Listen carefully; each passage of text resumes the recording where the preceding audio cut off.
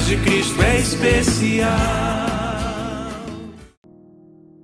A graça e a paz.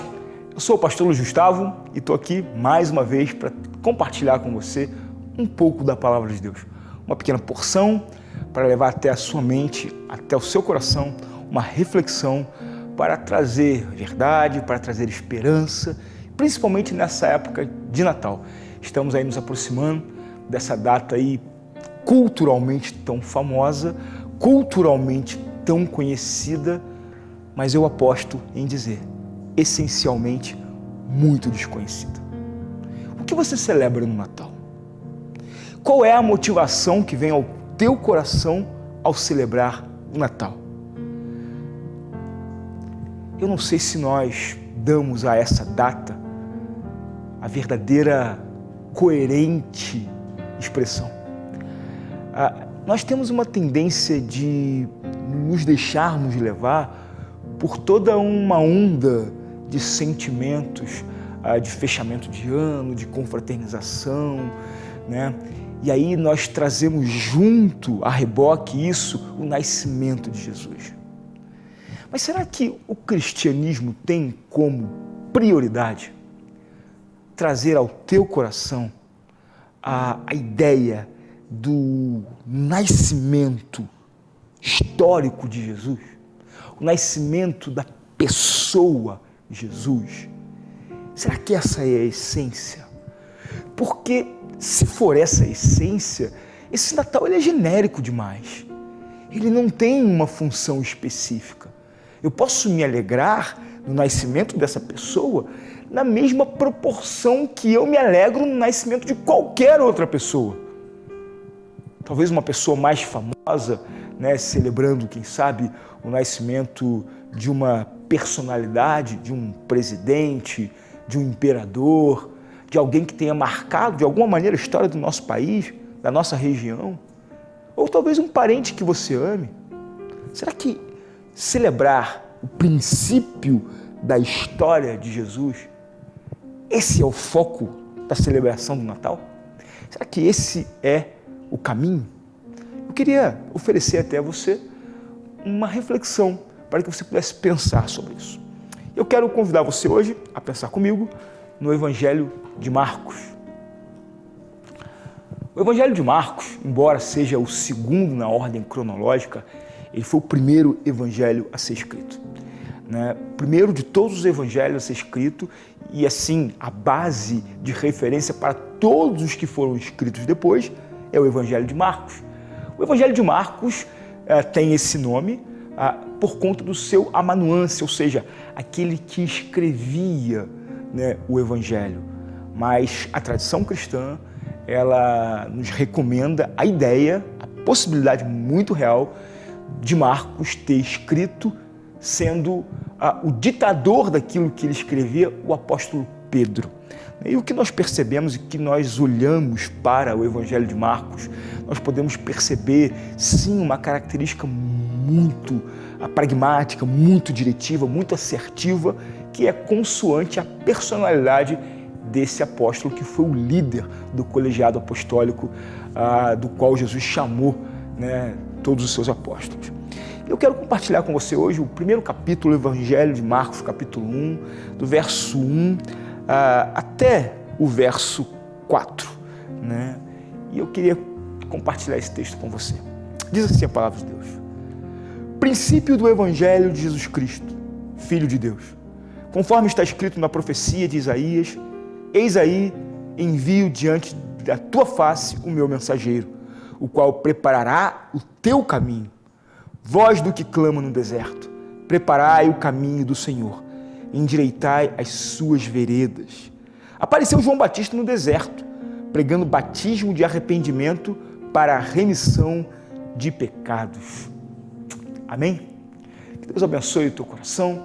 Se você estiver com a sua Bíblia aberta, deixa ela aberta aí e preste atenção no que eu quero compartilhar com você. O Evangelho começa assim: princípio do Evangelho de Jesus Cristo.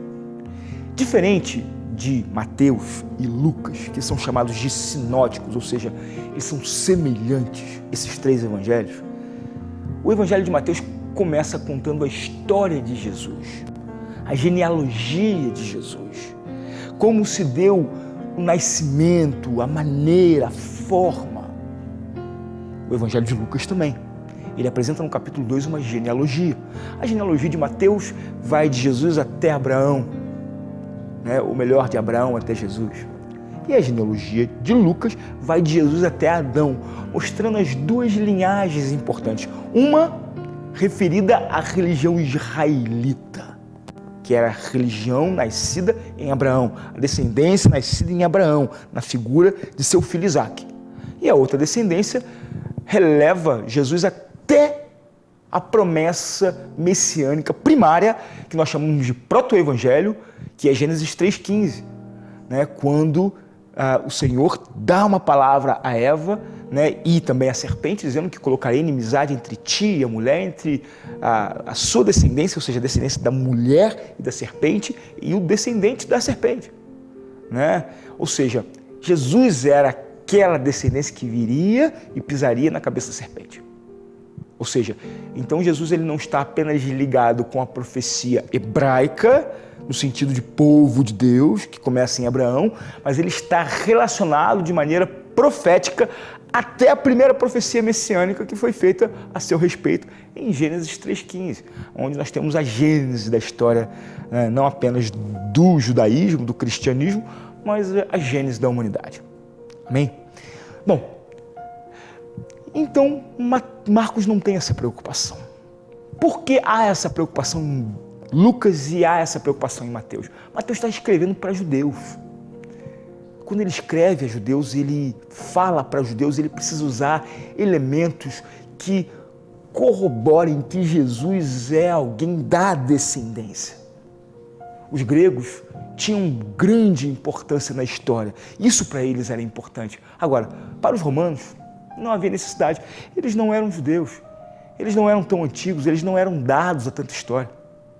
Eu acho que essa característica romana se aproxima muito mais da nossa geração, que é uma geração ocidental, que é uma geração contemporânea, que não está imbuída nem inserida dentro de um contexto cultural, cronológico e histórico no qual estava o povo de Israel.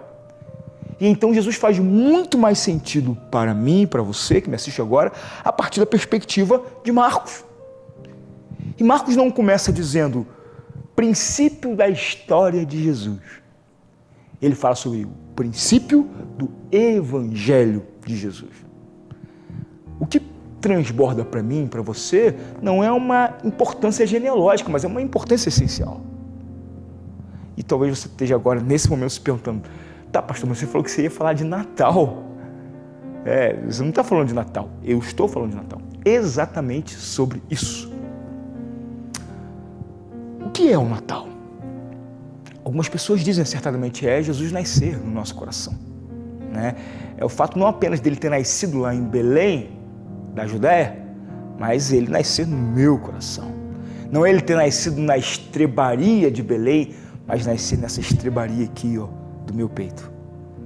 É ele ter vindo para um povo etnicamente falando, mas também falar sobre ele ter vindo para esse povo ao qual ele chamou no seu amor, do qual eu faço parte e você faz parte também. Mas esse texto ele revela aquilo que prepara a vinda de Jesus. E aí tem a ver com um princípio do Evangelho. Ou seja, o que preparou o nascimento do menino Jesus, nós conhecemos. Mas o que prepara o nascimento dele no meu coração e que traz para mim o verdadeiro sentido do Natal? E essa preparação ela tem a ver com uma outra figura, que é a figura de João Batista. Profetizado em Isaías, capítulo 40, profetizado em Malaquias, capítulo 3, um homem que realmente marcou a sua geração. Jesus disse que sobre a terra não houve um homem tão importante como João Batista, evidentemente excluindo Jesus, ao qual João disse que eu não sou digno de me curvar e desatar as suas sandálias. Mas eu quero olhar para esse texto aqui e ver como que João prepara a vinda de Jesus, como ele prepara o caminho para que o Messias apareça e nasça no seu, no meu, em nosso coração. E ele diz assim na palavra de Deus: envio diante da tua face o meu mensageiro, o qual preparará o caminho. Ele diz mais: apareceu João Batista no deserto, pregando no deserto. João Batista estava pregando no deserto. Isso consoante a profecia lá de Isaías, capítulo 40, verso 3, que diz: voz do que clama no deserto, preparai o caminho de Deus, o caminho da salvação. E uma pergunta muito interessante que tem a ver comigo, com você, você que está me assistindo agora e é cristão, você que faz parte de alguma igreja evangélica, você que faz parte da igreja católica, você que é cristão, não interessa. A minha palavra é destinada para todos aqueles que se julgam cristãos. Por que no deserto? Uma boa pergunta. O teólogo reformado Richard Baxter, ele apresenta algumas teses muito interessantes. Por que João aparece pregando no deserto? Eu quero elencar aqui 4 razões rápidas pela qual nós devemos entender a função e o significado do deserto nessa profecia, mas não apenas nessa profecia, mas na nossa vida. Em primeiro lugar, João vai para o deserto para cumprir a palavra de Deus. Havia uma grande preocupação no coração de João em viver uma vida consoante à palavra de Deus. O deserto era o lugar onde ele queria viver a palavra de Deus, porque a palavra de Deus diz que ele tinha que estar lá, então foi para lá que ele foi. O deserto, querido, era um lugar muito especial. O lugar de história, o lugar de começo, o lugar de zerar o que você era e começar o que você deve ser. Como assim, pastor? Lembre-se de uma coisa: o deserto foi o lugar onde o povo passou a ser povo de Deus. O povo estava no exílio no Egito. Deus tira o povo do Egito, da escravidão, com mão forte e coloca ele onde? No deserto. É no deserto que o povo é chamado de povo de Deus. É no deserto que o povo recebe a lei e refaz a aliança, lá no Monte Sinai. É no deserto que o povo experimenta os maiores milagres narrados em toda a Bíblia. Acontecem aonde? No deserto.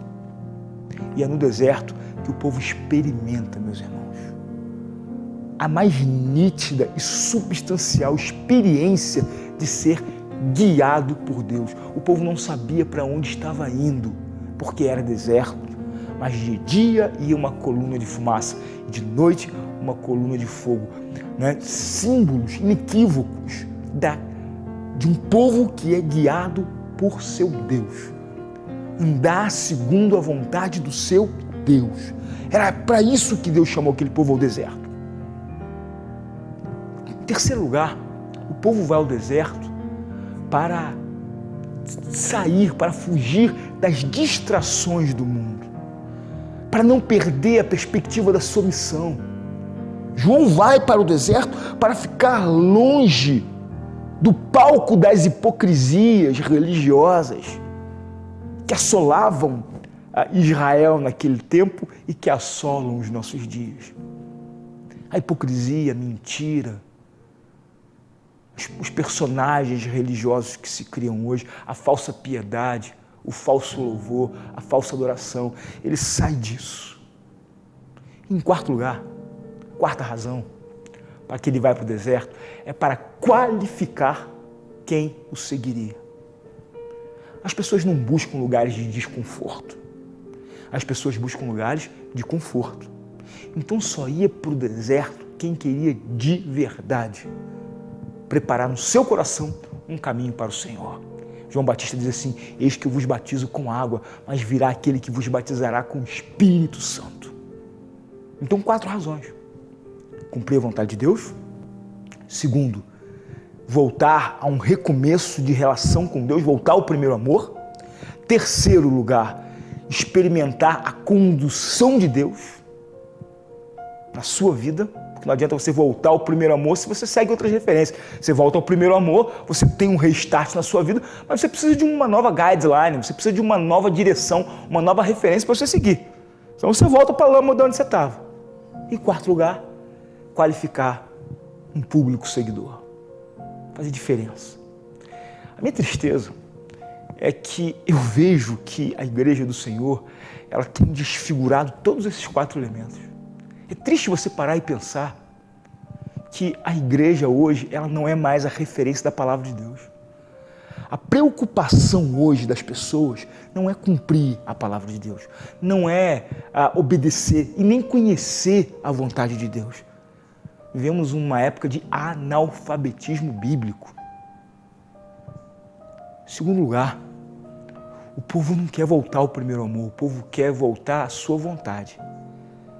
Hoje, a palavra deserto no vocabulário cristão é sinônimo de tristeza, de luta. As pessoas falam, eu estou vivendo no deserto. Louvado seja o nome do Senhor. É lá que Deus quer que você esteja. Quer que você esteja. É lá que João Batista está pregando. É lá que o coração é preparado para a chegada do Messias. Então vai para o deserto, meu irmão. As pessoas fogem daquilo que é bíblico.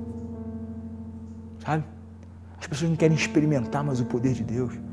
As pessoas querem experimentar a onda do momento. Sabe?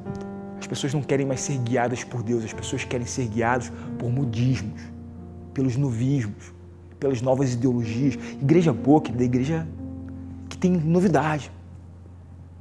Não é igreja que permanece anos e anos e anos e anos no Evangelho. É igreja que tem uma coisa nova para apresentar. Sabe por quê? Porque igreja é uma coisa que fica chata. Igreja cansa. É tudo a mesma coisa, é sempre as mesmas pessoas. Eu quero uma visão diferente, uma coisa nova. É onde o diabo te rouba, filho. O diabo tem bagunçado a vida de muita gente. E por fim, o deserto é lugar para qualificar as pessoas. Tem muita gente hoje que quer ir para a igreja, mas a igreja deixou de ser referência. E hoje, sinônimo de sucesso para uma igreja é a igreja cheia. Não é a igreja fiel, não é a igreja que prega o Evangelho, não é a igreja que confronta o teu coração. Então, meu irmão, cuidado com os seus movimentos, cuidado para onde você está indo, cuidado para onde você está seguindo. Natal é preparar o coração para Jesus entrar na tua vida. Deserto é o lugar da preparação. É lá que você precisa estar, ser dirigido pela palavra, cumprir a palavra de Deus na sua vida, viver segundo a vontade de Deus, caminhar na direção de Deus e qualificar com quem você anda. Se é gente que quer evangelho ou se é gente que quer festa. Que a festa verdadeira seja Jesus no teu coração. Se você não preparar o caminho, Ele não virá. Espero que Ele venha e entre e faça morada eterna na tua vida. Que Deus abençoe você. Voltaremos antes do Natal para trazer outras mensagens, para levar você a refletir sobre essa data tão importante para a cristandade. Que Deus abençoe você. Graça e paz. De coração, irmão, quero te declarar a paz que vem de Jesus e vale muito, muito mais do que ouro ou outro metal, mais do que tudo, a paz de Cristo é especial.